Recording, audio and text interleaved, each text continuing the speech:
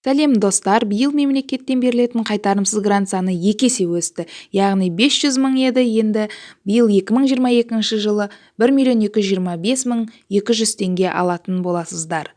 Яғни грантқа кімдер үміткер бола алады?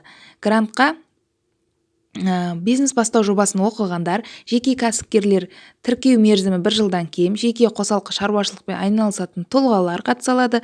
Жұмыспен қамту орталығына тіркелген жұмыссыздар, бірыңғай жиынтық төлемі, яғни БЖТ төлеушілер, өзін жұмыспен қамтыған тұлғалар қатарынан болсаңыз, егер сіз жеке кәсіпкер, яғни ИП-іңіз болса немесе әлі ашқалы жүрген болсаңыз, жеке қосалқы шаруашылықпен айналысатын тұлға болсаңыз, сіз бизнес бастауға қатыса аласыз.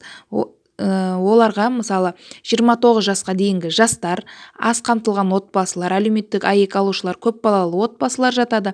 Қандастар, қоныс аударғандар, мүгедек адамдар немесе мүгедек баланы тәрбиелеп отырған отбасылар.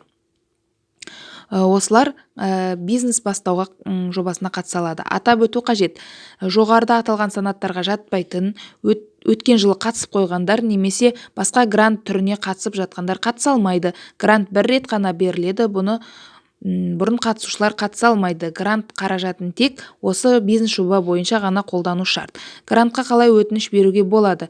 Яғни сіз бастау бизнес жобасын оқисыз, бизнес еңбек порталында өтініш, грант бөлімінде өтініш бересіз. Бұл іске әлі қосылған жоқ, март айында қосылады деп күтілуде. Егер жоғарыда аталған санаттарға жатпайтын болсаңыз, еш уайымдамаңыз, 5 миллион грант алуға үмітіңіз бар. Тағы бұл гранттан басқа 5 миллион қайтарымсыз грант деген де бар. Достар, бұл ақпараттар сіздерге пайдалы болса, подписация бөліміне басып, подписация етіңіз және лайк басуды ұмытпаңыз.